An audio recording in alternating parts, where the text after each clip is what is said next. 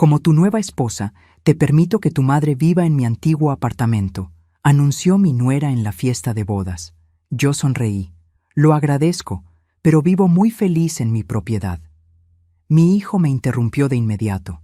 Mamá, decidí no decírtelo antes, pero mis suegros y mi cuñada se van a mudar allí. Miré alrededor del salón. En realidad, no estaban a la vista por ningún lado.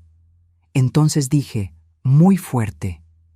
Esa frase quedó suspendida en el aire como un cristal a punto de romperse. Todos los invitados giraron sus cabezas hacia nuestra mesa. El mariachi dejó de tocar. Los meseros se detuvieron a medio paso, y mi hijo Sebastián, mi único hijo, me miraba con una mezcla de vergüenza y desafío que jamás había visto en sus ojos. Me llamo Leonor. Tengo 67 años, y esa noche llevaba puesto mi traje sastre color vino que guardaba para ocasiones especiales. Había planchado cada pliegue con cuidado. Me até el cabello en un chongo elegante. Hasta me puse los aretes de perlas que mi difunto esposo Arturo me regaló en nuestro 20º aniversario. Quería verme digna para la boda de mi hijo. Quería que se sintiera orgulloso de mí. Qué equivocada estaba. Valeria, la novia, seguía de pie junto a la mesa principal con su copa de champán en alto y esa sonrisa que ahora reconozco como pura calculación. Llevaba un vestido color marfil con pedrería que debió costar más de lo que yo ganaba en 6 meses. Su familia había organizado todo: el salón de eventos en la zona rosa, las flores traídas desde Cuernavaca, el banquete para 200 invitados. Y ahora entendía por qué. Porque cuando tienes todo el control del escenario, puedes escribir cualquier guión. Leonor, dijo Valeria con esa voz dulce que usaba cuando quería parecer generosa. Sé que a tu edad es difícil mantener una casa tan grande. Por eso Sebastián y yo pensamos que estarías más cómoda en algo más pequeño, más manejable. A mi edad, como si mis 67 años me convirtieran en una anciana decrépita, incapaz de abrir una puerta.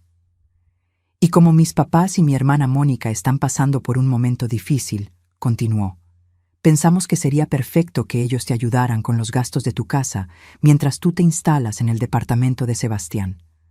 Es una solución que beneficia a todos, ¿no crees? La mesa donde estaban sentados mis vecinos, doña Carmela y don Héctor, guardó un silencio incómodo. Vi cómo intercambiaban miradas. Algunos invitados ya murmuraban. Otros fingían revisar sus teléfonos. Sebastián ni siquiera me miraba. Tenía la vista clavada en su plato, como cuando era niño y sabía que había hecho algo malo. Respiré profundo. Olía a flores de azahar y a perfume caro. Olía a traición envuelta en papel de regalo. Valeria, dije finalmente, con una calma que me sorprendió incluso a mí, agradezco tu generosidad, pero hay algo que debes saber.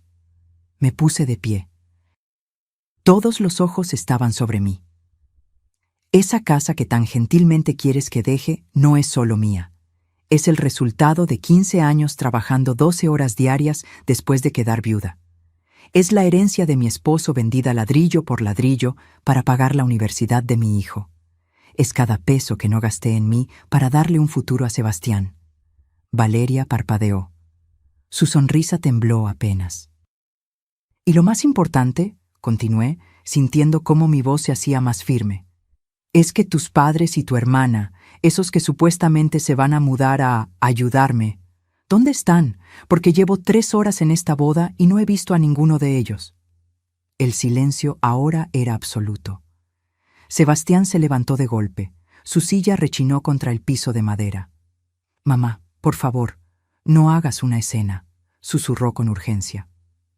¿Una escena? Repetí. Hijo, ustedes acaban de anunciar públicamente que me van a despojar de mi casa y yo soy la que hace una escena. Pero lo peor aún no había pasado. Si esta historia ya te erizó la piel, suscríbete para que no te pierdas cómo termina. Porque lo que viene jamás lo verán venir. Esa noche no dormí. Me quedé sentada en la sala de mi casa, la misma casa que ahora querían arrebatarme, mirando las fotografías que colgaban de las paredes. Arturo y yo el día de nuestra boda. Sebastián con apenas 3 años, cubierto de harina en la cocina. Nuestro negocio, la Tlapalería Ferretería Mendoza, con su letrero verde recién pintado. 15 años habían pasado desde que Arturo murió. 15 años desde aquella madrugada en que un infarto se lo llevó mientras dormía a mi lado. Tenía apenas 52 años. Sebastián acababa de cumplir 18. Recuerdo el olor a desinfectante del hospital, el sonido de mis propios sollozos, la mano fría de mi esposo entre las mías. Y recuerdo también la mirada aterrada de Sebastián cuando le dije que su papá no volvería a casa. Me tocó ser fuerte. No tuve opción. La ferretería había sido el sueño de Arturo. La abrió con sus propias manos, ladrillo por ladrillo, estante por estante. En los buenos tiempos llegamos a tener 3 empleados. Vendíamos de todo: cemento, varillas, herramientas, pintura. Los albañiles del barrio nos conocían por nombre. Arturo silbaba mientras atendía a los clientes. Yo llevaba las cuentas en un cuaderno de pasta dura. Después de su muerte, intenté mantenerla funcionando. Durante 6 meses me levanté a las 5 de la mañana para abrir el local. Cargué bultos de cemento que me lastimaban la espalda. Aprendí sobre calibres de alambre y tipos de clavos. Pero no era lo mismo. Los proveedores empezaron a subir los precios. La competencia de las grandes cadenas nos fue ahogando poco a poco. Una tarde, mientras cerraba la cortina metálica, me di cuenta de que estaba perdiendo dinero cada mes. Y Sebastián acababa de recibir su carta de aceptación en la Universidad Iberoamericana para estudiar ingeniería civil. La colegiatura era de 48,000 pesos por semestre. 4 años, 8 semestres, 384,000 pesos solo en colegiaturas, sin contar libros, materiales, transporte. Esa noche no fue diferente a esta. Tampoco dormí. Hice números una y otra vez en ese mismo cuaderno de pasta dura donde Arturo registraba las ventas. Al día siguiente contraté a un valuador. Un señor mayor con lentes gruesos revisó cada rincón de la ferretería. El inventario, la ubicación, el local en renta, la clientela. 2,800,000 pesos, dijo finalmente. Es un negocio noble, señora Mendoza. Lamento que tenga que venderlo. Y lo vendí. Firmé los papeles con mano temblorosa. Vi cómo desmantelaban el letrero verde. Empaqué los recuerdos en cajas de cartón. Con ese dinero hice 3 cosas. Pagué los 4 años completos de la Universidad de Sebastián por adelantado. Compré la casa donde ahora vivo, una propiedad en la Colonia del Valle que costó 4,500,000 pesos, y con lo que quedó, compré un departamento de 2 recámaras en la Roma Norte por 1,200,000 pesos que puse a nombre de Sebastián. «Es tu herencia, mijo», le dije cuando cumplió 21. «Para cuando te cases, para que tengas dónde empezar». Él me abrazó. Me dijo que era la mejor madre del mundo. Prometió que jamás me defraudaría. Pero las promesas, descubrí después, pesan menos que el aire cuando hay una mujer hermosa susurrándote al oído. Yo me quedé con apenas 200,000 pesos de ahorro. Busqué trabajo como contadora independiente. Había estudiado contabilidad antes de casarme, aunque nunca la ejercí formalmente. Empecé a llevar las cuentas de pequeños negocios del barrio, una tintorería, 2 papelerías, una cafetería. Ganaba lo suficiente para mis gastos sin tocar mis ahorros. Nunca le pedí nada a Sebastián, ni un peso, ni un favor. Quería que volara libre, que construyera su vida sin el peso de la culpa o la obligación. Pero ahora, sentada en mi sala a las 3 de la mañana, con el traje de fiesta todavía puesto y el maquillaje corrido por las lágrimas, me preguntaba si no había cometido el peor error de mi vida. Porque al darle todo sin pedirle nada a cambio, tal vez le enseñé que mi amor no tenía precio. Y lo que no tiene precio, cualquiera puede pisotearlo. La primera vez que Sebastián me habló de Valeria fue un domingo. Llegó a comer con esa sonrisa nerviosa que tenía cuando quería contarme algo importante. Traía flores, cosa que no hacía desde que era adolescente. «Mamá, conocí a alguien», dijo mientras yo servía el mole que tanto le gustaba. Era hace 2 años. Sebastián tenía 33, trabajaba en una constructora importante y ganaba bien. Había tenido novias antes, pero ninguna lo había puesto así, con los ojos brillantes, las manos inquietas, esa energía de quien acaba de descubrir algo maravilloso. Se llama Valeria, es administradora de empresas. La conocí en una conferencia sobre desarrollo urbano. 3 semanas después me la presentó. Recuerdo que llegó con tacones altos que hacían ruido contra el piso de mi casa. Llevaba lentes oscuros aunque estábamos en interiores. Su bolsa costaba más que mi refrigerador. Me saludó con 2 besos al aire, de esos que no tocan realmente tu mejilla. «Señora Leonor, qué casa tan acogedora», dijo, mirando alrededor con una sonrisa que no alcanzaba sus ojos. Acogedora. Esa palabra que la gente usa cuando no quiere decir pequeña o modesta. Durante la comida, habló principalmente de sí misma, de su trabajo en la empresa familiar, de sus viajes a Cancún y Los Cabos, de su papá que había sido empresario importante. Todo en pasado, noté, pero no le di importancia entonces. «Sebastián me contó que enviudó muy joven», dijo de repente, mirándome con algo que parecía compasión. «Debe haber sido muy duro criar a un hijo sola». «Lo fue», respondí, «pero valió cada sacrificio». «Por supuesto, aunque ahora ya puede descansar, ¿no? Sebastián ya es un hombre hecho y derecho». Sonaba razonable, incluso amable, pero había algo en su tono que me incomodaba, como si estuviera midiendo, calculando, planeando. Las visitas se hicieron más frecuentes. Y con cada una, Valeria dejaba caer pequeños comentarios, como semillas envenenadas plantadas con cuidado. «Esta casa es enorme para una sola persona. ¿No se siente sola a veces?» «He visto departamentos preciosos para personas de tu edad, Leonor, modernos, con elevador, sin tantas escaleras que cuidar». «¿No has pensado en vender? Con lo que vale esta propiedad podrías vivir tranquila el resto de tu vida sin preocupaciones». Y lo peor, siempre lo decía delante de Sebastián. Siempre con esa voz dulce, preocupada, como si realmente le importara mi bienestar. Al principio, mi hijo la interrumpía. «Valeria, mi mamá está bien donde está». Pero poco a poco empezó a quedarse callado, luego a asentir, después a repetir las mismas frases. Un día llegó solo a visitarme. Fue hace 1 año, apenas 6 meses después de comenzar su relación con Valeria.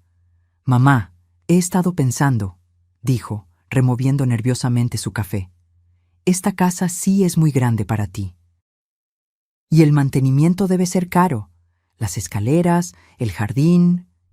«Sebastián, llevo 15 años cuidando esta casa. Me gusta mi jardín. Me gusta tener espacio». Lo sé. Solo digo que, bueno, tienes el departamento. Es más práctico. Y podrías rentar esta casa, tener ingresos extras». Valeria no estaba presente, pero era como si estuviera sentada entre nosotros, susurrando desde sus labios. «¿Esto es idea tuya o de Valeria?», pregunté directamente. Se puso rojo. «Es una conversación que tuvimos, sí, pero tiene sentido, mamá. Piénsalo». No volví a mencionar el tema, pero comencé a observar, a prestar atención. Noté cómo Valeria tocaba el brazo de Sebastián cada vez que yo decía algo. Un toque suave, casi imperceptible, pero constante, como un recordatorio. Noté cómo desviaba conversaciones cuando yo hablaba de mis planes, de las mejoras que quería hacer en la casa, de mi jardín de bugambilias. Noté cómo siempre, encontraba la manera de mencionar lo complicada que era mi vida, lo cansada que debía estar, lo sola que vivía. Una tarde, mientras ella estaba en el baño, revisé el teléfono de Sebastián que había dejado en la mesa. Sí, lo hice, y no me arrepiento. Vi mensajes de Valeria. «Tu mamá es terca, pero ya va a ceder. Solo sigue insistiendo». Esa casa vale una fortuna, amor. Piensa en nuestro futuro. Mis papás realmente necesitan un lugar. Y tu mamá tiene opciones. Cerré el teléfono con manos temblorosas, pero no dije nada, porque sabía que si confrontaba a Sebastián, él defendería a Valeria, porque así funcionan estas manipulaciones. Te aíslan lentamente de quienes podrían abrirte los ojos. Así que esperé, observé, y me preparé para el golpe que sabía que vendría. Solo que nunca imaginé que sería en su propia boda, delante de 200 personas, donde finalmente mostrarían sus verdaderas intenciones. Después de aquella escena en la boda, Sebastián me alcanzó en el estacionamiento. Yo buscaba las llaves de mi auto con manos temblorosas, las luces de los coches reflejándose en el pavimento mojado. Había llovido durante la fiesta, como si el cielo también llorara por lo que acababa de presenciar. «Mamá, espera».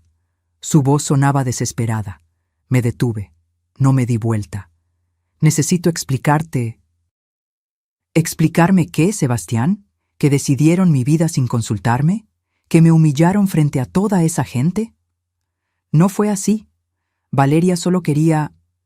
Ella pensó que sería más fácil si lo anunciábamos públicamente, para que no te sintieras presionada a decir que sí solo por mí. Me giré entonces. Lo miré a los ojos, esos ojos que se parecían tanto a los de su padre. ¿Y funcionó? ¿Me siento menos presionada ahora que 200 personas saben que me van a sacar de mi casa? Se pasó la mano por el cabello, un gesto que hacía desde niño cuando estaba nervioso. Los papás de Valeria, mamá, perdieron su casa, tienen deudas. Rodrigo tuvo problemas con su negocio y por eso tengo que pagar yo. ¿Por eso tengo que renunciar a mi hogar? No es renunciar, es compartir, es ayudar a una familia que lo necesita. Tengo 67 años, Sebastián. Trabajé toda mi vida. Vendí el negocio de tu padre, sus sueños, para darte un futuro. ¿Y ahora me pides que entregue también mi presente? Guardó silencio. A lo lejos se escuchaba la música de la fiesta que continuaba adentro. Ellos no vinieron hoy porque están avergonzados, dijo finalmente. Estela, Rodrigo y Mónica no quisieron venir porque sabían que esto sería incómodo. Qué conveniente. Respiró profundo. Cuando volvió a hablar, su voz era distinta, más dura. Mamá, vas a tener que entender que ya no eres solo tú. Ahora soy parte de una familia más grande. Valeria es mi esposa. Sus problemas son mis problemas. Y necesito que tú... ¿Que yo qué? ¿Que me sacrifique una vez más? ¿Que me haga pequeña para que otros quepan? No respondió. Y en ese silencio entendí que había perdido algo más que una casa. Había perdido al hijo que crié. Me subí a mi auto y manejé hasta mi casa llorando todo el camino. Las calles de la Ciudad de México brillaban con la lluvia reciente. Pasé frente a la antigua ubicación de la ferretería. Ahora era una tienda de conveniencia. Ni siquiera quedaban rastros del letrero verde. Durante los siguientes 3 días, Sebastián no me llamó, pero Valeria sí. Leonor, lamento mucho cómo salieron las cosas. Su voz sonaba ensayada. No era mi intención incomodarte. Solo pensé que sería más fácil si todos estábamos de acuerdo desde el principio. Nadie me preguntó si yo estaba de acuerdo. Lo sé, por eso te llamo. Quiero explicarte bien la situación. ¿Podemos vernos? Tal vez en un café, tranquilas, solo nosotras dos. Accedí. No porque confiara en ella, sino porque necesitaba entender exactamente con qué estaba lidiando. Nos encontramos en un Starbucks de Polanco. Ella llegó tarde, como siempre, con lentes de sol enormes y esa bolsa carísima. Mi familia está pasando por un momento muy difícil, comenzó después de pedir un latte con leche de almendras. Mi papá, Rodrigo, tuvo una empresa de importaciones. Era exitoso, Leonor. Teníamos una casa en Bosques, 2 autos del año. Pero hace 3 años todo se complicó. Hubo problemas con proveedores, deudas acumuladas. ¿Cuánto deben?, pregunté directamente. Parpadeó, sorprendida por mi franqueza. Eso no es... No se trata solo de dinero, se trata de dignidad. De no dejar que mi familia duerma en la calle. ¿Dónde están viviendo ahora? En un departamento rentado, pequeño. Mi mamá Estela tuvo que buscar trabajo después de años de ser ama de casa. Mi hermana Mónica se divorció hace poco y está con ellos. Es humillante para todos. Bebió de su café. Vi sus uñas perfectamente arregladas, su reloj que costaba más que 3 meses de mis ingresos. Tu casa tiene 4 recámaras, continuó. Espacio más que suficiente. Ellos podrían ayudarte con el mantenimiento, con los gastos, y tú estarías más tranquila en el departamento de Sebastián, sin escaleras, sin jardín que cuidar, sin responsabilidades. Me gustan mis responsabilidades. Leonor, su tono cambió, se volvió más frío. Sé razonable. Sebastián es mi esposo ahora. Esto no es solo tu decisión. El departamento también está a su nombre. Técnicamente, ya tiene derecho legal sobre esa propiedad. Ahí estaba, la amenaza apenas velada. ¿Me estás diciendo que van a obligarme? Estoy diciendo que sería mucho más fácil si cooperaras, para todos, especialmente para tu relación con tu hijo. Salí de ese café sintiendo un frío que no tenía nada que ver con el aire acondicionado. Esa noche contraté a un investigador privado, un señor recomendado por don Héctor, mi vecino. Se llamaba Ernesto Galván, tenía una oficina modesta en la Narvarte. Necesito saber todo sobre la familia Torres, le dije. Rodrigo, Estela y Mónica. Sus deudas, su pasado, todo. Me cobró 20,000 pesos por adelantado. Valió cada peso. Lo que descubrió me heló la sangre. El informe llegó una semana después. 30 páginas que leí sentada en mi cocina, con una taza de café que se enfrió sin que le diera un solo sorbo. Rodrigo Torres no había perdido su negocio por problemas con proveedores. Lo perdió porque apostaba. Casinos, póker online, apuestas deportivas. Debía 850,000 pesos a prestamistas. Uno de ellos con conexiones que preferí no investigar más a fondo. Estela Torres había sido despedida de su último empleo en una boutique por robo hormiga. Pequeñas cosas al principio. Un pañuelo, unos aretes, después montos mayores. La dueña no levantó cargos por lástima, pero la corrió sin recomendación. ¿Y Mónica? Mónica era quizás la peor. Tenía historial de fraude inmobiliario. Convenció a 3 personas mayores de invertir en propiedades que nunca existieron. Una de las víctimas era una viuda de 72 años que perdió los ahorros de toda su vida. 300,000 pesos. Cerré el folder con manos temblorosas. Esta era la familia que querían meter a mi casa. Estos eran los pobres necesitados por quienes debía sacrificarme. Llamé a Sebastián esa misma noche.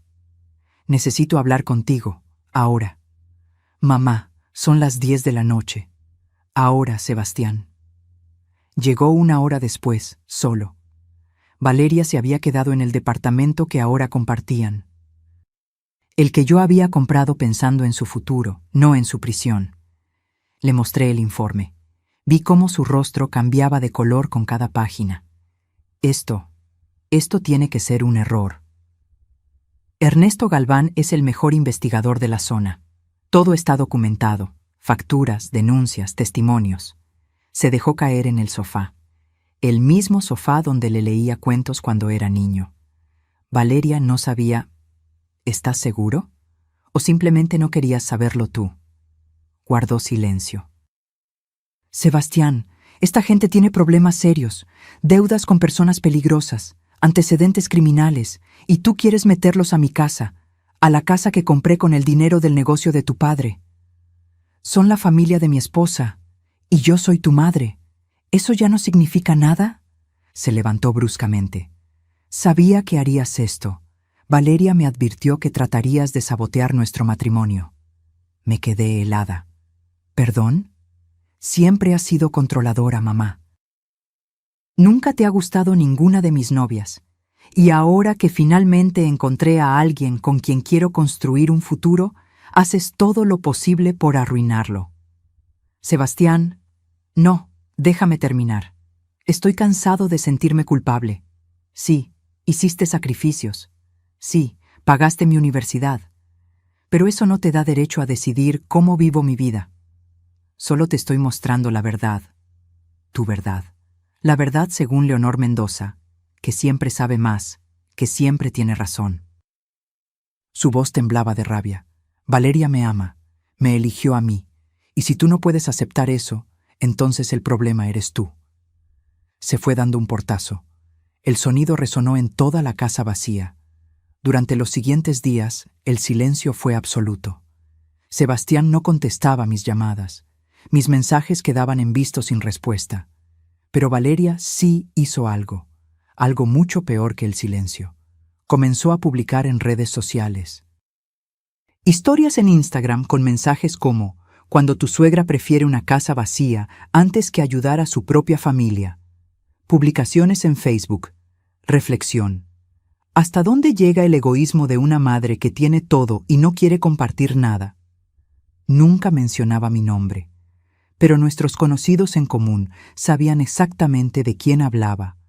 Los comentarios se dividieron. Algunos la defendían. Qué triste cuando los viejos se vuelven amargados. Yo también tuve una suegra egoísta, te entiendo perfectamente.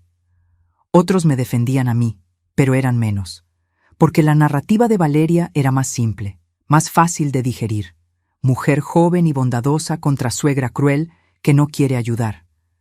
Doña Carmela, mi vecina de toda la vida, vino una tarde con pan dulce. No les hagas caso, Leonor. La gente habla porque no sabe. Pero sí sabía, o al menos algunos sabían. Recibí llamadas de familiares lejanos, primos que no veía hace años, todos con el mismo mensaje. ¿Es verdad que no quieres ayudar a la familia de tu nuera? En el mercado, la señora que me vendía verduras me miró diferente. En misa, algunas mujeres dejaron de saludarme. La peor parte fue cuando fui al banco a hacer un trámite. La cajera me reconoció. Usted es la mamá de Sebastián Mendoza, ¿verdad? Vi lo que publicó su nuera. Qué pena, señora. Los hijos de ahora no valoran lo que uno hace por ellos. No era compasión lo que vi en sus ojos, era lástima, y algo peor, satisfacción. Ese placer morboso de ver a alguien más hundido en problemas. Una noche, alguien tocó mi puerta a las 11. Era Sebastián. Traía maletas. ¿Puedo quedarme aquí esta noche?, preguntó con voz pequeña. ¿Qué pasó? Discutimos. Valeria, ella dice que si no convenzo de mudarte es porque la amo más a ti que a ella. Lo dejé pasar. Le preparé té de manzanilla. Se sentó en la mesa de la cocina como cuando tenía 20 años y venía a contarme sus problemas. Mamá, estoy cansado. Valeria llora todos los días por sus papás. Me dice que soy un mal hijo porque no la apoyo. Pero tú también me haces sentir culpable. No quiero que te sientas culpable, hijo. Quiero que uses la cabeza. ¿Y si...? Se detuvo, como si le costara decir las palabras. ¿Y si les dejas la casa solo por un tiempo? Hasta que mejore su situación. 1 año, tal vez 2. Lo miré directamente. ¿Tú confías en que se irán después de ese tiempo? No respondió, porque sabía la respuesta. Se quedó esa noche. Pero en la mañana, Valeria llegó llorando, suplicándole que volviera. Y él se fue. Me quedé sola en mi casa. Esa casa que ahora sentía demasiado grande, demasiado silenciosa. Y por primera vez en 15 años, desde que enterré a Arturo, lloré sintiendo que había perdido todo. Pero aún no sabía que lo peor todavía estaba por llegar.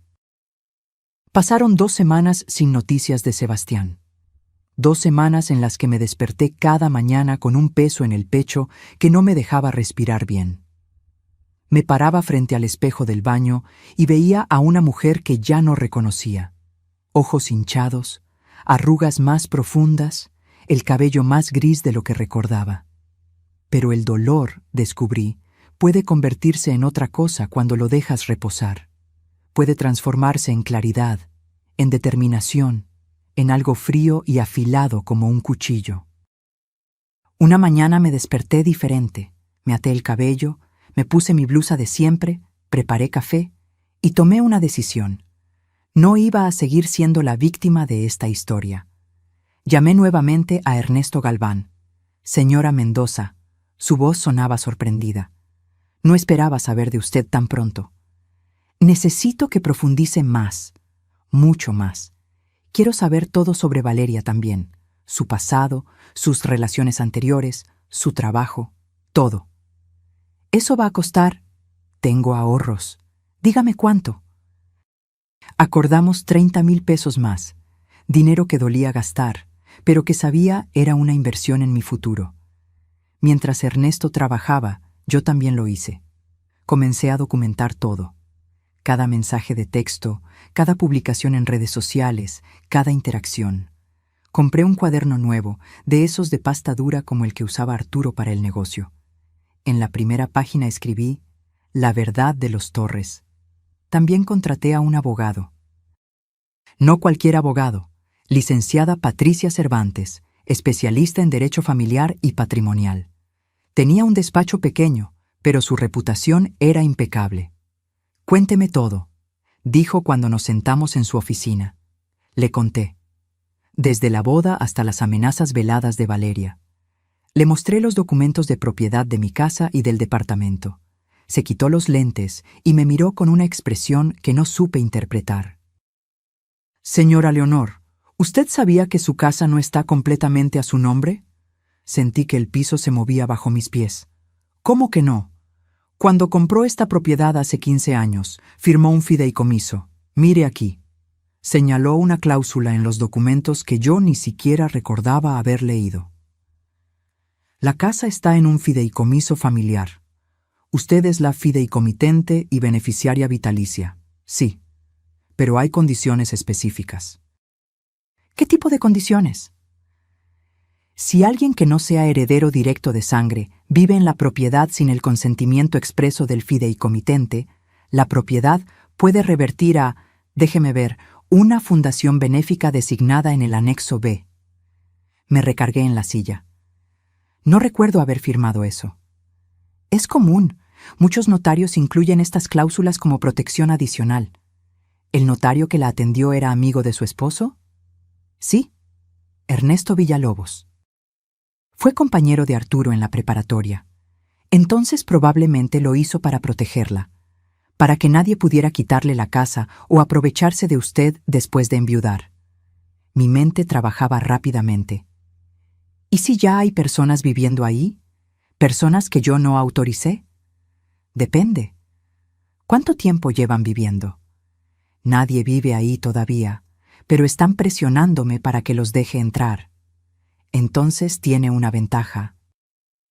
Según esta cláusula, si permite que vivan personas no autorizadas por más de 90 días continuos, el fideicomiso se activa automáticamente. Pierde la propiedad. ¿Y si yo quiero activarlo antes, puedo hacerlo intencionalmente? La licenciada Cervantes me miró con renovado interés. Explíqueme qué tiene en mente. Le expliqué. Todo. Mi plan todavía estaba formándose, pero la idea central estaba clara. Si iba a perder algo, sería bajo mis propios términos, no los de ellos. 3 días después, Ernesto Galván me entregó su segundo informe. Este era aún más grueso que el primero. Me senté en mi sala, con una taza de té de tila para calmar los nervios, y empecé a leer. Valeria García Torres, 28 años. Pero las sorpresas comenzaban mucho antes de su edad. Había tenido 3 relaciones serias en los últimos 5 años, todas con hombres mayores, todos con propiedades o negocios. La primera relación terminó en una demanda por acoso, después de que él le pidió que devolviera un auto que le había regalado. Se arregló fuera de corte. La segunda relación fue con un empresario de Querétaro. Duraron 8 meses. 3 meses después de terminar, el hombre perdió su empresa en circunstancias extrañas. Documentos firmados que no recordaba haber firmado. Cuentas vaciadas.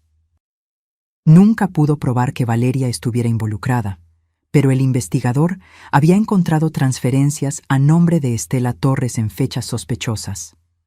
La tercera relación, la tercera me dejó sin aire. Había estado comprometida. El hombre se llamaba Ricardo Salinas, dueño de 3 franquicias de comida rápida. Rico, mucho más que Sebastián. El compromiso se rompió 2 semanas antes de la boda. ¿Por qué? Porque la madre de Ricardo contrató un investigador privado. Descubrió lo mismo que yo estaba descubriendo ahora, y Ricardo tuvo las agallas de terminar la relación. Valeria demandó por daño moral.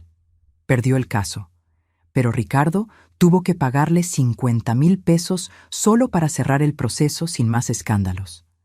Después de eso apareció Sebastián, mi hijo, ingeniero civil con buen sueldo, propiedades y lo más importante, una madre viuda con una casa grande en colonia prestigiosa. Seguí leyendo. El informe incluía capturas de pantalla de conversaciones que Ernesto había conseguido a través de contactos, mensajes entre Valeria y Mónica. Este sí pica. La vieja no va a durar mucho con esa presión. ¿Y si se niega? No se va a negar. Sebastián ya está de mi lado, y si la vieja no coopera, haremos su vida imposible hasta que ceda. Mis manos temblaban tanto que tuve que dejar las hojas sobre la mesa. Había más. Valeria no trabajaba en ninguna empresa familiar. Esa empresa quebró hace 4 años. Desde entonces vivía de pequeños trabajos temporales y principalmente de préstamos de amigos y conocidos que nunca devolvía. Su título de administración de empresas era real, pero había sido suspendida de su último trabajo por malversación de fondos. Cantidades pequeñas, pero suficientes para que la despidieran sin recomendación. La familia Torres completa era una estafa ambulante. Y mi hijo se había casado con la cabecilla. Esa noche no dormí. Me quedé sentada en mi cocina, con todas las páginas del informe extendidas frente a mí, como piezas de un rompecabezas macabro. Pero ahora sabía la verdad. Y la verdad, por dolorosa que fuera, me daba poder.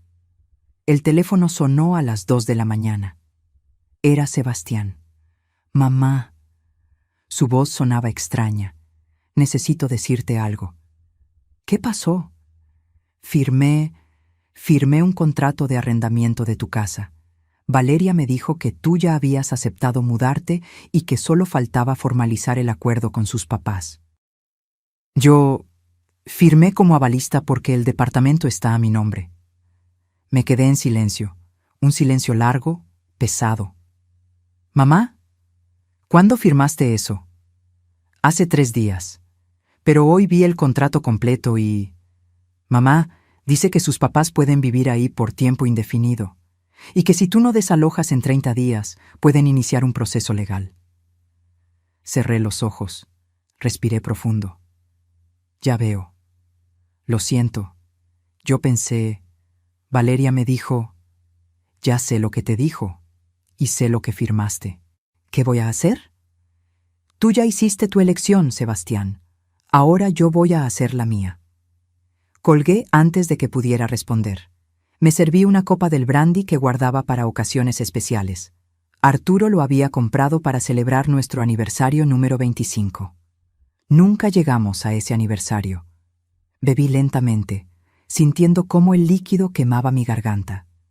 Y entonces, con la claridad que solo llega en los momentos más oscuros, supe exactamente qué tenía que hacer. Les di exactamente lo que querían, o al menos eso creyeron. 3 días después de esa llamada nocturna, invité a Sebastián y Valeria a mi casa. Preparé café y compré pan dulce de la panadería de la esquina, como hacía cuando Sebastián era niño. Valeria llegó con una sonrisa que no alcanzaba sus ojos. Sebastián no me miraba directamente. «Gracias por recibirnos, Leonor», dijo ella, acomodándose en mi sofá como si ya fuera suyo. «Sé que las cosas se pusieron tensas, pero al final, la familia es familia, ¿verdad?». Sonreí.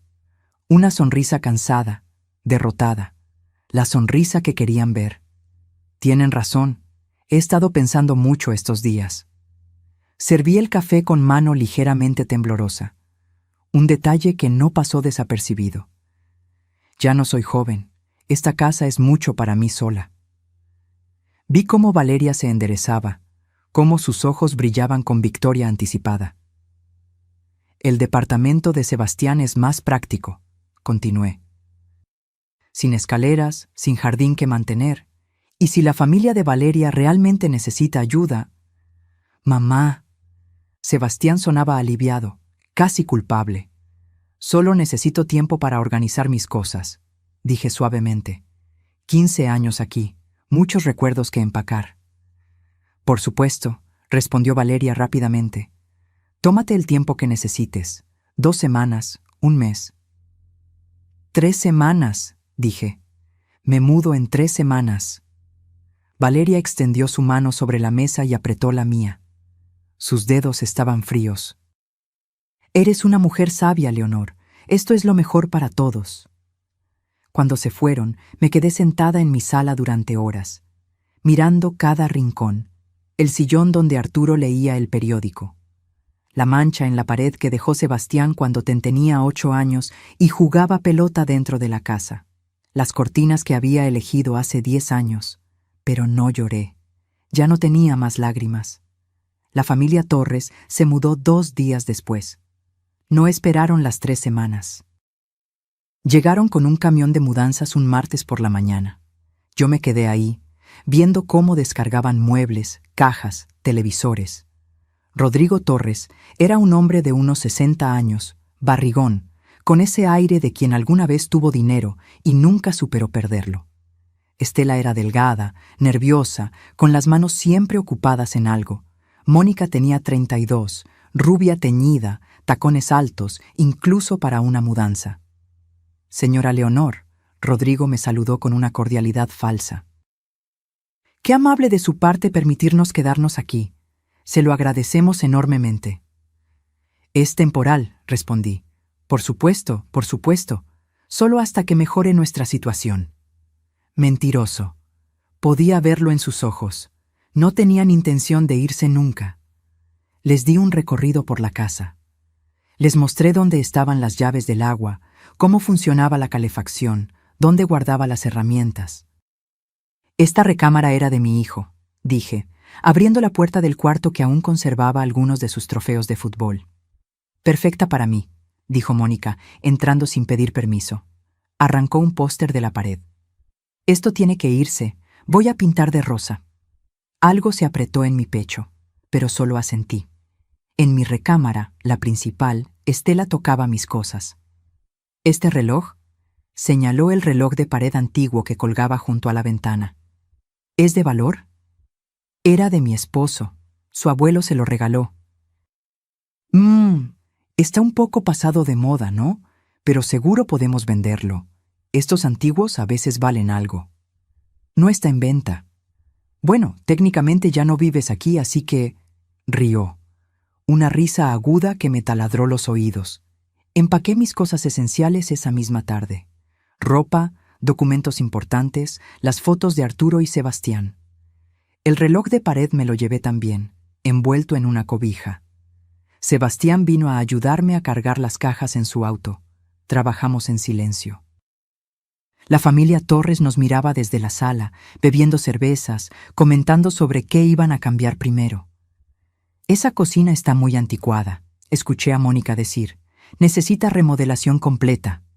En el departamento de Sebastián, el que ahora sería mi hogar, desempaqué mis cosas con movimientos mecánicos. Era un espacio bonito, 2 recámaras, buena iluminación. Pero se sentía ajeno, como un hotel donde estaba de visita. Colgué el reloj en la sala. Sebastián me ayudó a nivelarlo. Mamá, sé que esto es difícil. Está bien, mentí. Valeria prometió que será temporal. En cuanto sus papás consigan trabajo... No respondí. No tenía sentido. Durante las siguientes 2 semanas, Sebastián me visitaba cada 3 días. Me traía comida, me preguntaba cómo estaba. Yo sonreía, decía que todo estaba bien, que me estaba adaptando. Pero llamaba a mi casa, mi antigua casa, solo para escuchar quién contestaba. La primera vez contestó Mónica. ¿Bueno? Su voz sonaba impaciente. Colgué sin decir nada. La segunda vez contestó Rodrigo. Residencia Torres, dijo con orgullo. Residencia Torres, en la casa que yo compré con el dinero del negocio de mi esposo muerto. Colgué con las manos temblando. Empecé a manejar por mi antigua calle, solo para ver, como quien visita una tumba. Una tarde vi algo que me heló la sangre, un camión de una casa de empeño estacionado frente a mi casa. 2 hombres sacaban muebles, mi librero de caoba. La mesa del comedor donde celebramos 20 cumpleaños de Sebastián, las sillas que Arturo había barnizado él mismo. Llamé a Sebastián inmediatamente. Están vendiendo mis muebles. ¿Qué? No, debe haber un error. Estoy aquí, los veo, están sacando todo. Escuché cómo confrontaba a Valeria. Voces amortiguadas. Después volvió al teléfono.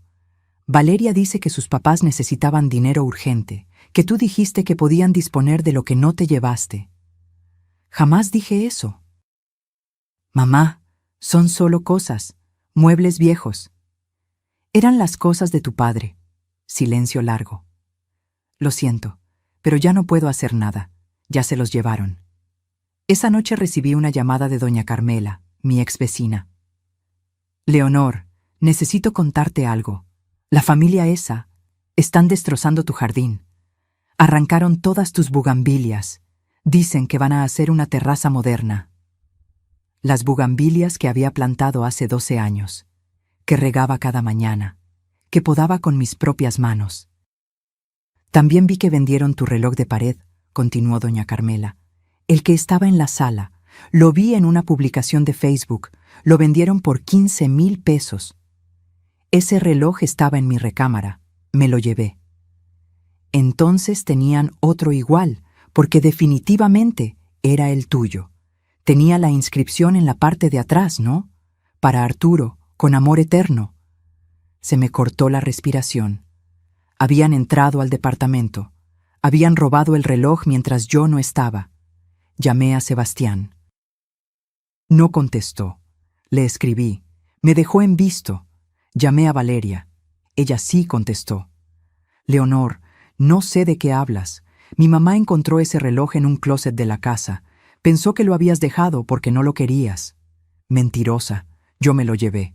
Ustedes entraron a mi departamento. Ten cuidado con lo que acusas. No tienes pruebas. Y honestamente, a tu edad, es normal olvidar dónde dejas las cosas. Colgó. Me senté en el piso de mi departamento prestado, rodeada de cajas a medio desempacar, y por primera vez entendí verdaderamente con qué tipo de gente estaba lidiando. No eran solo oportunistas, eran depredadores, pero yo también podía serlo. Saqué mi cuaderno, el de pasta dura, y agregué una página nueva, evidencias de robo y violación de propiedad privada. Debajo comencé a escribir cada detalle, cada objeto robado, cada mentira. La trampa estaba lista.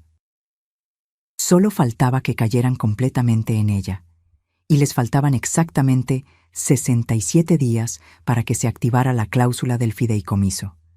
67 días para que perdieran todo. 67 días para mi venganza.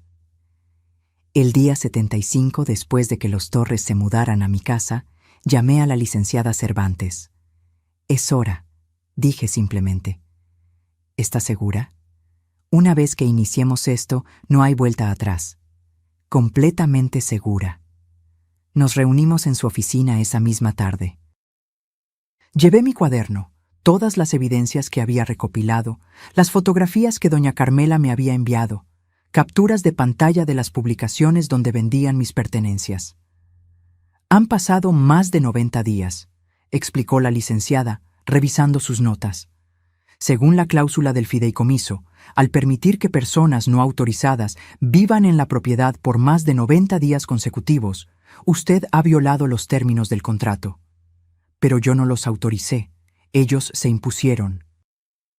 Legalmente, al mudarse y entregarles las llaves, se considera autorización implícita. Sin embargo, me miró por encima de sus lentes. Hay una cláusula adicional que probablemente nunca leyó completamente. Abrió el documento del fideicomiso en una página marcada con banderitas amarillas. Dice aquí: en caso de violación de los términos por coerción o fraude comprobable hacia el fideicomitente, éste puede solicitar la activación inmediata del fideicomiso con transferencia de la propiedad a la fundación benéfica designada, conservando el derecho de residencia vitalicia si así lo desea. No entiendo. ¿Significa que si puede probar que la obligaron a dejar su casa mediante engaño o manipulación, usted puede activar el fideicomiso intencionalmente? La propiedad pasa a la fundación, los Torres no tienen ningún derecho sobre ella, y usted puede elegir si quiere seguir viviendo ahí como beneficiaria vitalicia. Sentí como algo se expandía en mi pecho. Esperanza, poder. ¿Y puedo probarlo?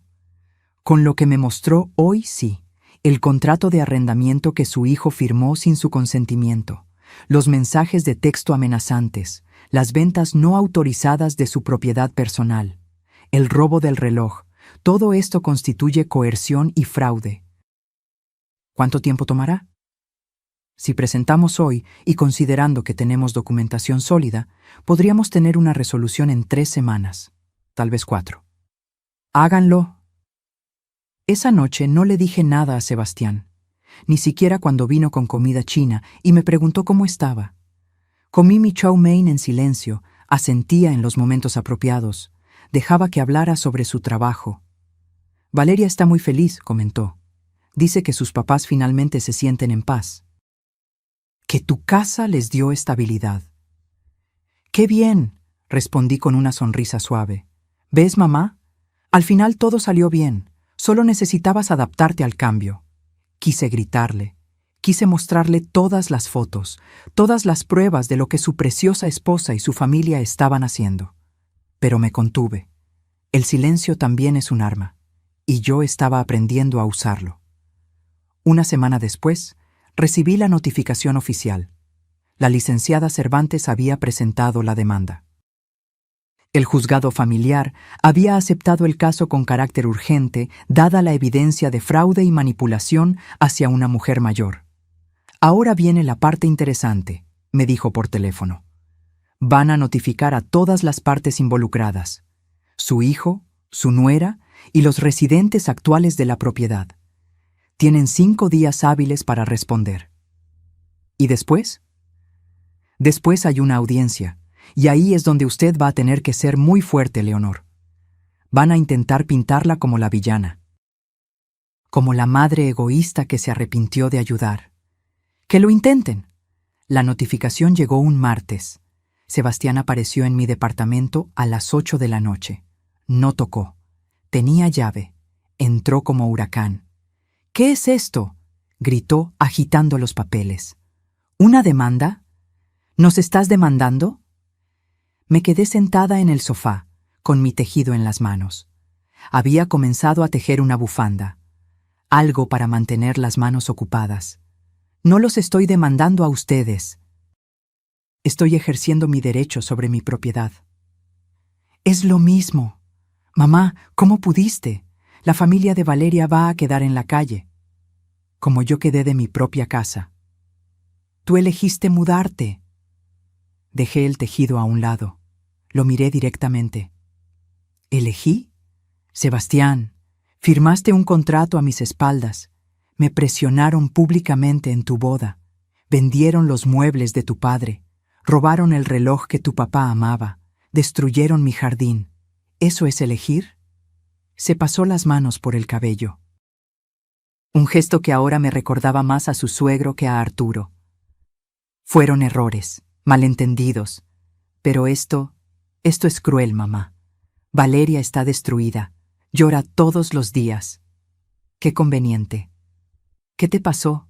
No eres la mujer que me crió. La mamá que conocí nunca sería tan vengativa. Me puse de pie. Tenía que alzar la vista para mirarlo a los ojos, pero mi voz no tembló. La mamá que conociste murió el día que tú elegiste a una mujer que apenas conocías sobre la mujer que sacrificó todo por ti. La mamá que conociste se quedó enterrada bajo 15 años de sacrificio que tú pisoteaste en 3 meses de matrimonio. Mamá, la audiencia es en 2 semanas. Ahí presento todas mis pruebas. El juez decidirá. Y Sebastián, hice una pausa. Te sugiero que consigas un buen abogado, porque los cargos por robo de propiedad personal y venta ilegal de bienes ajenos también están en el expediente. Se quedó pálido. ¿Nos vas a meter a la cárcel? Yo no.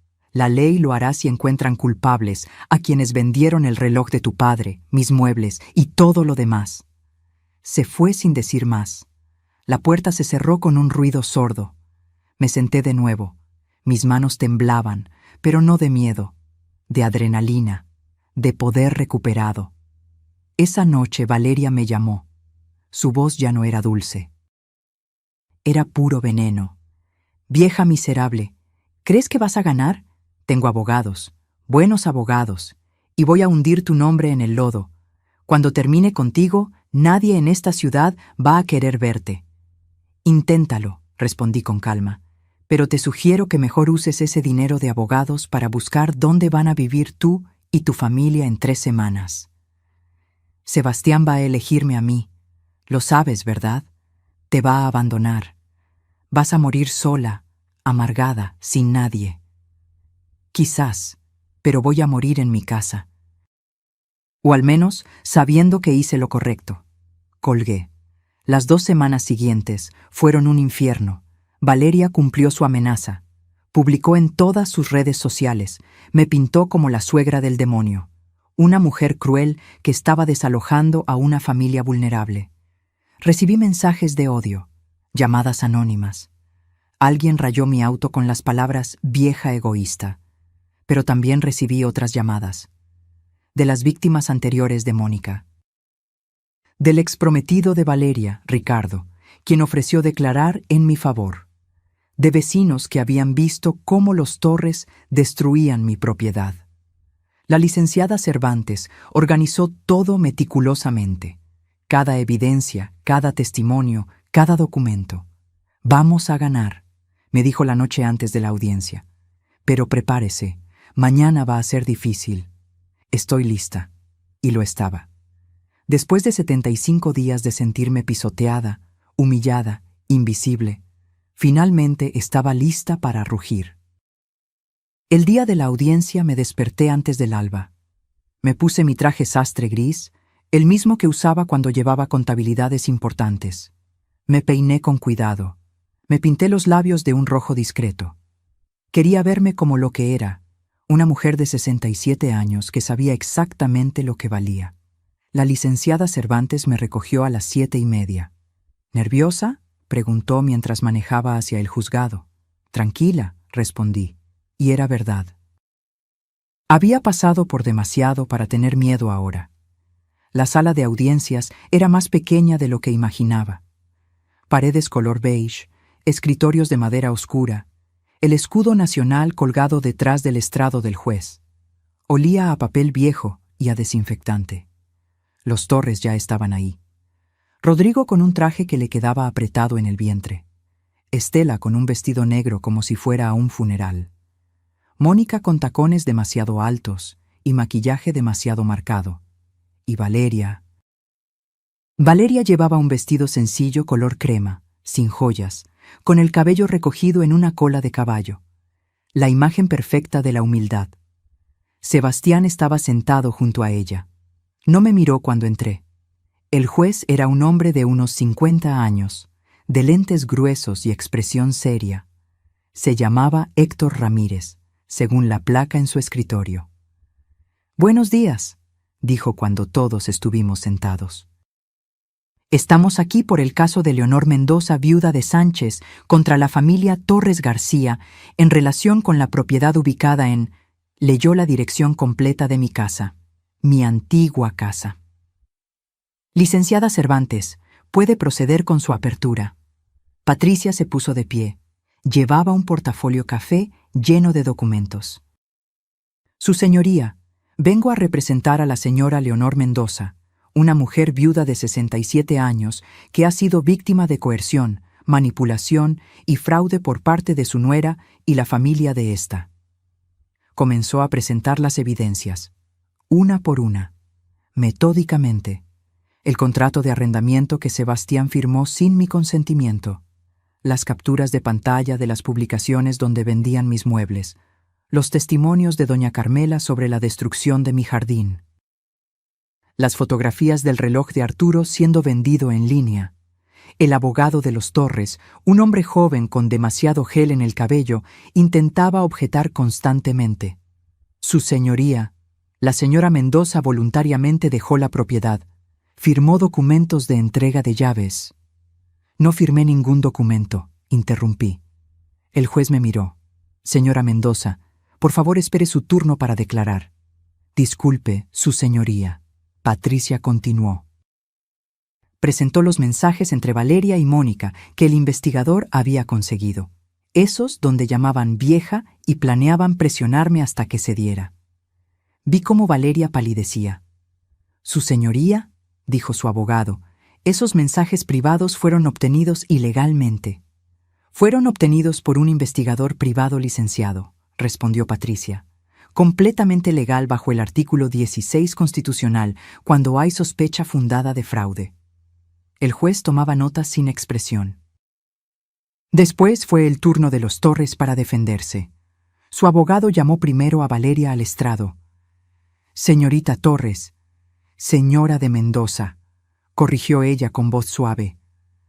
Perdón, señora de Mendoza, ¿puede explicarle al juez cómo fue que llegaron a vivir en la propiedad de su suegra? Valeria se limpió una lágrima inexistente. Mi familia estaba pasando por un momento muy difícil, su señoría. Mi padre perdió su negocio. Estábamos a punto de quedarnos en la calle.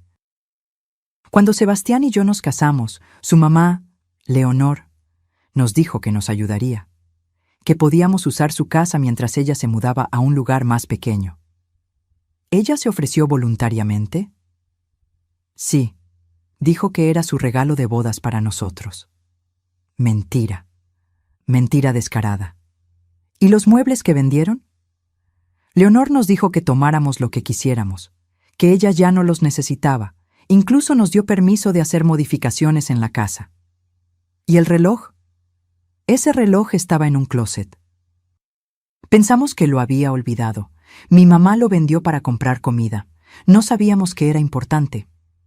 Cada palabra era como una puñalada, pero me mantuve quieta. Serena.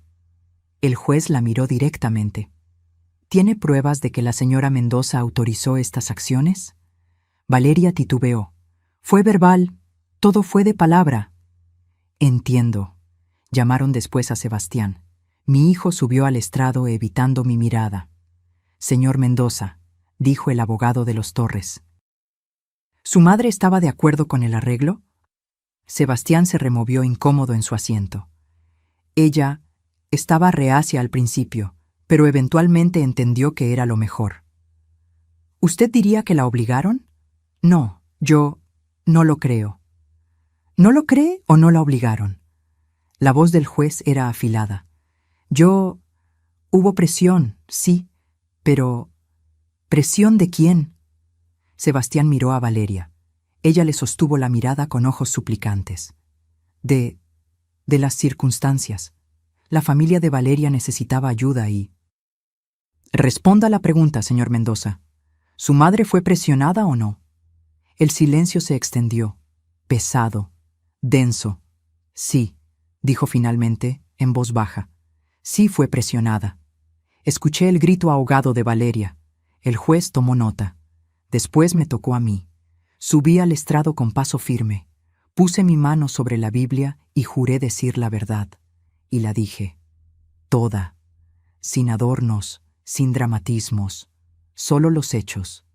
Les conté sobre el anuncio en la boda, sobre los mensajes de presión, sobre el contrato firmado a mis espaldas, sobre ver cómo vendían los recuerdos de mi esposo muerto, sobre las bugambilias arrancadas, sobre el reloj robado.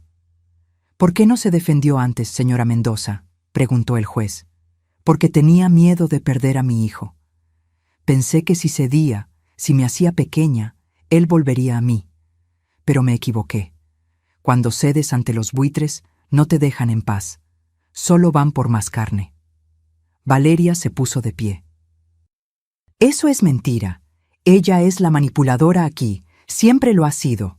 ¡Orden! El juez golpeó su mazo. Señora de Mendoza, siéntese o la sacarán de la sala. Patricia pidió la palabra. Su señoría, me gustaría presentar un testigo adicional, el señor Ricardo Salinas. Ricardo entró a la sala. El ex prometido de Valeria. Un hombre de unos 40 años, bien vestido, seguro de sí mismo. Declaró durante 20 minutos. Contó cómo Valeria lo había manipulado. Cómo intentó quedarse con propiedades a su nombre. Cómo su familia había intentado aislarlo de su madre. El mismo patrón, dijo mirando directamente a Valeria.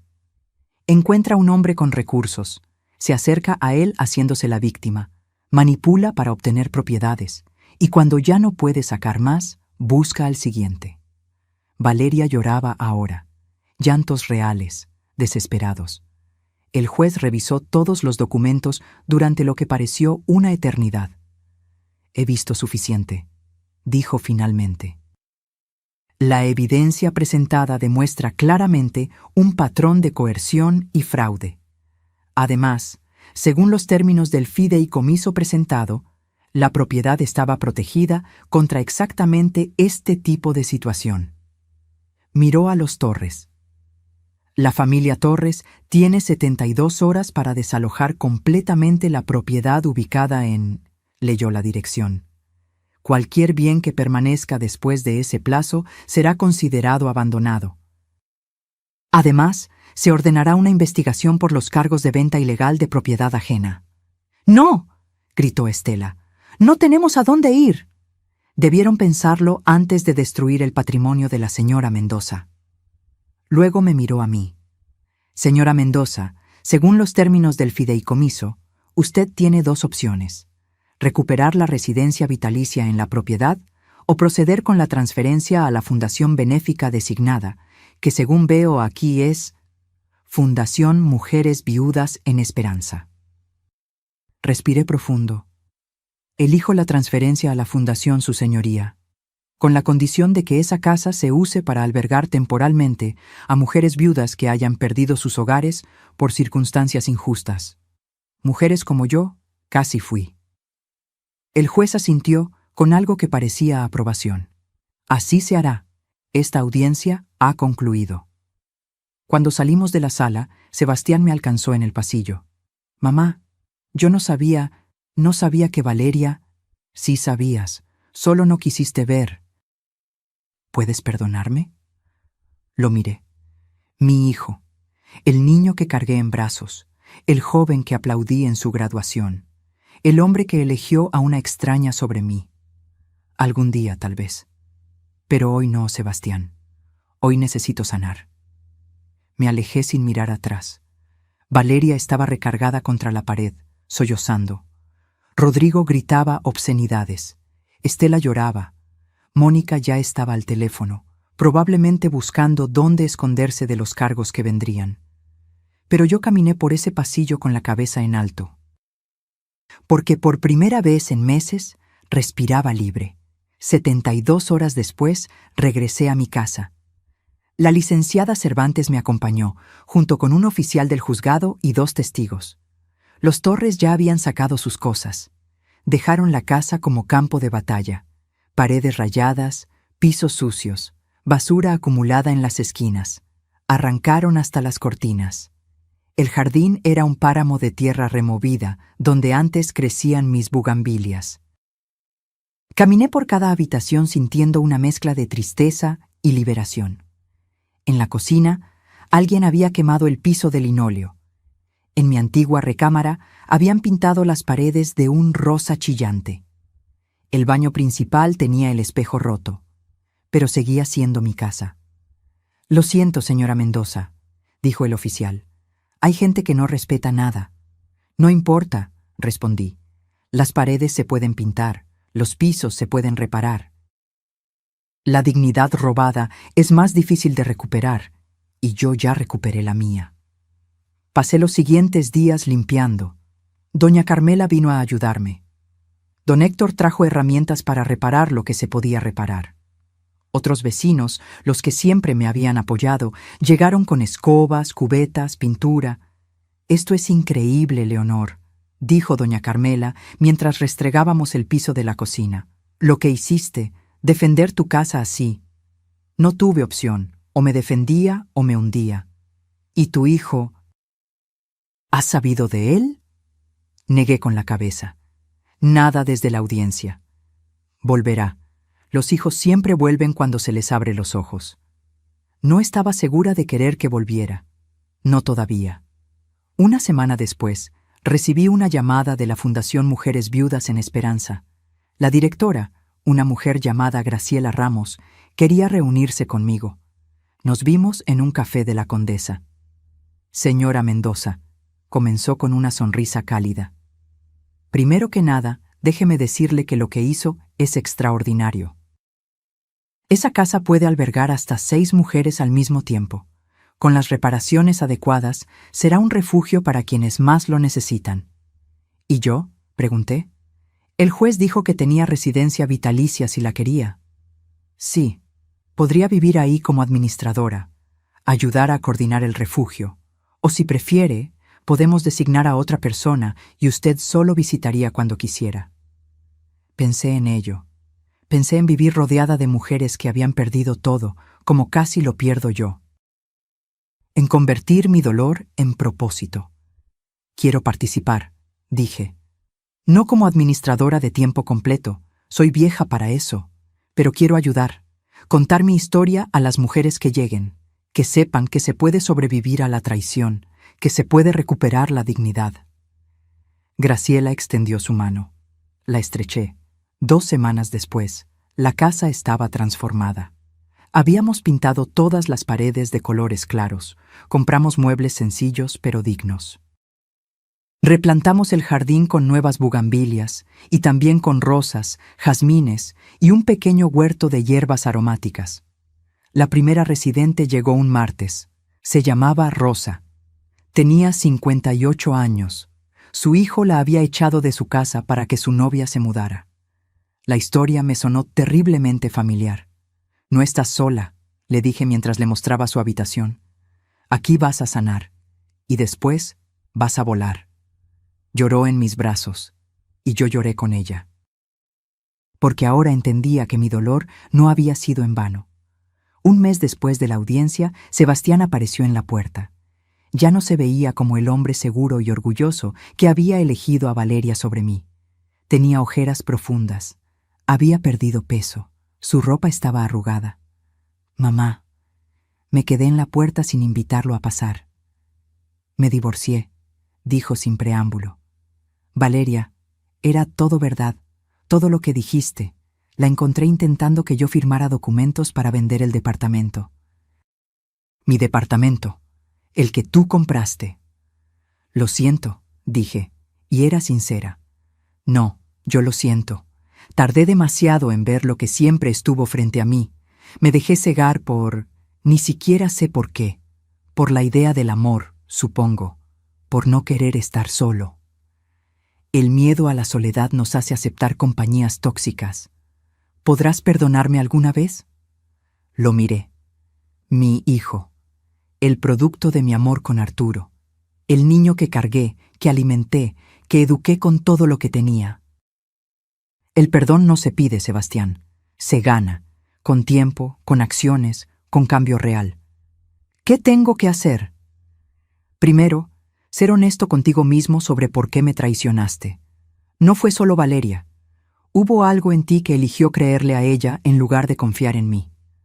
Asintió con los ojos húmedos. Segundo, reconstruir tu vida con integridad. No para impresionarme a mí, sino porque eso es lo que tu padre habría querido. ¿Y tercero? Tercero, entender que nuestra relación cambió. Yo ya no soy la madre que se sacrifica en silencio, y tú ya no puedes ser el hijo que da por sentado ese sacrificio. ¿Lo entiendo? Bien. Hice una pausa. Hay una habitación disponible aquí. No para ti, pero podrías venir una vez a la semana a ayudar con el mantenimiento, con el jardín, conocer a las mujeres que se están recuperando, aprender de sus historias. ¿Me estás dando una oportunidad? Te estoy dando la oportunidad de convertirte en el hombre que tu padre habría estado orgulloso de conocer. Vino el siguiente sábado. Y el siguiente. Y el siguiente. Lo vi cambiar lentamente. Vi cómo escuchaba las historias de Rosa, de Mariana que llegó después, de Claudia y Ana. Mujeres abandonadas, traicionadas, despojadas. Mujeres que estaban reconstruyendo sus vidas ladrillo por ladrillo. Una tarde, mientras trabajábamos juntos plantando nuevas bugambilias, me dijo: «Gracias, mamá». ¿Por qué? Por no rendirte conmigo, por mostrarme que el amor verdadero tiene límites, que respetar es más importante que complacer. No respondí, solo seguí plantando, pero por dentro algo sanó un poco más. Pasaron 6 meses. La casa albergaba a 5 mujeres, todas trabajando, recuperándose, planeando sus futuros. Yo vivía en un departamento pequeño cerca de ahí, pero pasaba la mayoría de mis días en la casa, ayudando, aconsejando, simplemente estando presente. Don Héctor murió en marzo. Doña Carmela me pidió que hablara en su funeral. Él siempre te admiró, me dijo. Decía que eras la mujer más valiente que conocía. En el funeral, rodeada de gente que conocí toda mi vida, hablé sobre don Héctor, pero también sobre el valor. Sobre la diferencia entre la valentía que grita y la valentía que se mantiene firme en silencio hasta el momento exacto de actuar. Sebastián estaba ahí. Desde la audiencia se había convertido en alguien diferente, más humilde, más consciente. Trabajaba duro en reconstruir su vida. Había vendido el departamento y comprado uno más pequeño. Donó la mitad del dinero a la fundación. «Es lo menos que puedo hacer», dijo cuando le pregunté por qué. «No lo haces por mí», le recordé. «Lo haces porque es lo correcto». De Valeria nunca supe más. Alguien me dijo que se mudó a Guadalajara, que había encontrado otro hombre con dinero, que el patrón continuaba.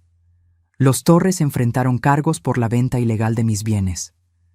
Rodrigo terminó pagando una multa considerable. Mónica finalmente fue a prisión por los fraudes anteriores que habían sido documentados. Estela simplemente desapareció. No sentí alegría por su desgracia, pero tampoco sentí pena, sentí nada. Y eso era liberador. Un año después de la audiencia, en una tarde tibia de octubre, estaba sentada en el jardín de la casa. Las bugambilias habían crecido hermosas, más vibrantes que nunca. Rosa estaba adentro preparando la cena. Mariana leía en el portal. Ana regaba las plantas. Sebastián llegó con flores, como hacía ahora cada semana. «Para ti, mamá». Las tomé. Eran girasoles, mis favoritas.